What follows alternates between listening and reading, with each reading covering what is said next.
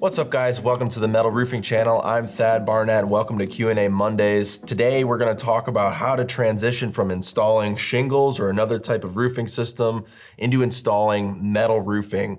Maybe you're a shingle installer and you've been getting requests for metal. Maybe you've seen other companies and you've seen the popularity of metal and you want a piece of that pie as well. We're gonna talk about how to make that transition today. So I've got Steven from the Sheffield Metals sales team. Thanks for being here, Steven. Thanks for having me, Thad. So you've got contractor experience, you've got sales experience with, manufacturing. So you've seen this process, of somebody taking their business from one roofing system to another roofing system, and specifically metal. So talk to me about some of those early considerations that someone should make when they're thinking about making this change. It's about trying to go about the transition or adding metal to your portfolio in the most responsible way possible. Metal can be a lot more intensive than shingle roofing. And there's a lot of barriers to entry that you're going to have to get over before you really get in the full swing of things. But there's things that you can do in the interim to kind of alleviate that and to kind of baby step your way into it and build a portfolio without having to jump into the deep end right off the bat. Yeah, gotcha. So when we're talking about metal, there's, not all metal roofing systems are created equal. There's everything from exposed fastener systems to standing seam. So I think that's important to understand for someone as well. Yeah, so you've got you've got the exposed fastener systems, which are going to be like a lot of ag panel, R panel. Those are, I would say, a little bit easier to get into. They're a little bit less technical. Then you have stamped products as well. And then you get into standing seam, which is what we kind of cater to and specialize in. And the standing seam side, to me, it's a concealed fastener system in most cases. It's going to be one of the most watertight systems you can put on your homeowners' roofs. Okay, so let's take it from the aspect that we're, a high-end residential shingle or tile installer, and we're looking to incorporate standing seam into our product offerings. What's the first thing that I need to think about when I'm looking at standing seam, and how do I build that initial portfolio? Labor. Machinery is a huge deal for sure. But before you even go the machinery route, I would look for installers that can actually install standing seam. Find an installer, ask for references. If you have a small job that you can test them out on, just really that is one of the linchpins of metal roofing, is making sure that the guys you have installing the jobs for you really know what they're doing. And then once you have labor and you've kind of gotten your sales team going, getting familiar with the metal products and how to sell them, then that's when I say, start looking at the machinery side. Before you get machinery, there is a giant pool of sheet metal shops that are out there that are good quality guys or good quality shops that'll break your trim for you. And then Sheffield Metals and our distributors, we have a very vast network of local manufacturers that can roll form the panels for you as well. So you can really get into metal roofing without having to invest a ton in machinery right off the bat. So how do you sell those first couple of jobs with metal roofing? Well, it's getting easier. With current market, the way the market is right now is shingle prices are going up. Metal has gone up a little bit as well, but shingles have really escalated in pricing. There's a lot of allocations going on in the market. So the gap in cost between shingles and metal has actually shrunk quite a bit. So there's a lot of homeowners that are looking to upgrade out of shingles. I can only speak for the South really, but insurance deductibles are going up like crazy. Down here in Texas, we have 2 and 3% deductible. In the event that a storm event wrecks a shingle roof, the homeowner is going to be coming out of pocket a substantial amount just to put shingles back on.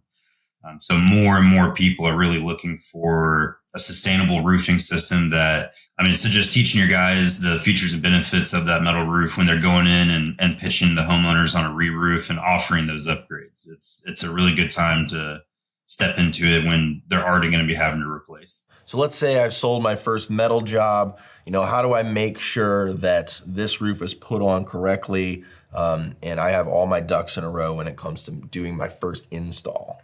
The installer aspect is going to be the biggest thing. Already finding a crew that is knowledgeable on the metal and knows how to do the install. But then also just kind of going through a checklist of, finding the local manufacturer you want to have roll the panels for you.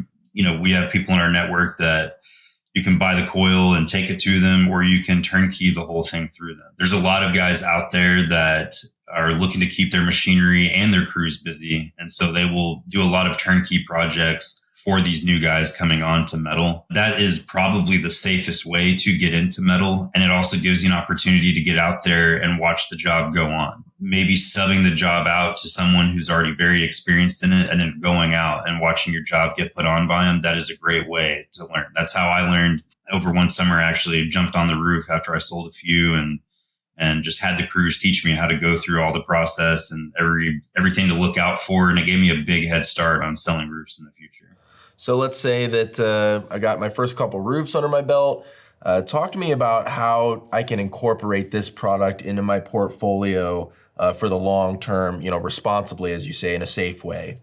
As you grow, I typically tell guys when I'm talking to them, once you're doing 25, 35 metal roofs per year, that's when I would really start looking into machinery. There's really three main pieces of machinery that you're going to need. There's a shear, a brake, and a roll former. The shear and the brake, you can immediately start making money off of, even if you're not doing metal, because you can use it to fabricate all kinds of things. Flashing for your shingle roofs, tile roofs, whatever it might be that you're currently doing, as well as chimney caps, accent pieces, wall panels. You can do all kinds of things with the shear and a brake. So I tend to tell people, you may want to look into that first. And there's great affordable options other than going out and spending $200,000 on a hydraulic automated brake right off the bat. There's a lot of manual brakes out there that your sheet metal shop guys can learn off of and get good at before you upgrade.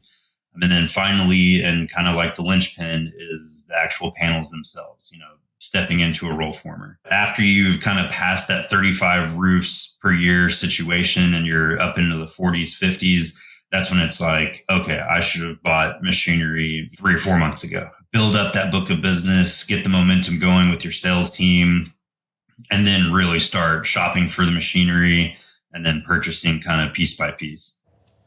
Talk to me again about, training my sales force on the products. Are there resources out there that I can use to train them? How does that work? For sure. We have a ton of guys that sit their new sales teams down in front of a computer and bring up our YouTube channel and use this channel to train a ton of their sales team. And then as well, we have our account managers running all over the nation doing product knowledge training. So we would love to get in front of your sales team. A lot of our salesmen were former roofing salesmen as well, or they've been in other aspects of the roofing industry. So we have a lot of knowledge that we've learned over the years that we'd love to pass on to the contractor and to their sales team. What are some potential pitfalls or mistakes that someone can make when they're making this transition from installing shingles to installing standing seam metal? I'll see a lot of guys that make the transition and they'll kind of implement things that they do in shingles into metal. Like they might use like a lead pipe boot, which is not good. That's mixing non-like kind metals, which can cause like accelerated corrosion down the way. Using tar felt paper underneath for, underlayment as opposed to using a synthetic. Tar felt gets hot, sticks to the bottom of a panel. Those panels expand and contract with temperature change. And eventually you end up with ripped underlayment underneath your metal roof. Really just like looking at the two aspects of roofing completely different. I mean, they are alike, but there are a lot of things about metal roofing that don't cross over, and same with shingles that don't cross over back over to metal. And that's kind of where it comes in with, like slowly developing your skill on metal, on really tricky jobs, maybe subbing it out to a really experienced metal crew to do it for you, and then watching them how they do it. And then also, just reaching out to Sheffield and our technical team. Our technical guys are all out of the roofing industry, and a lot of them, will get you to send a picture to them on a tricky spot, and they'll be able to walk you through exactly how to, trim that area and make sure that you're not creating any spots that are going to be really leak hazards. Well, thanks, Stephen. I really appreciate all the information we talked about today. Yeah, absolutely, Thad. Thanks for having me. Make sure you visit SheffieldMetals.com for all the resources that Stephen was talking about, and subscribe here to the Metal Roofing channel as well. If you have any questions about your transition from shingle installation to metal installation, please comment down below. I'd love to answer them. As always, I'm Thad Barnette. We'll catch you next time.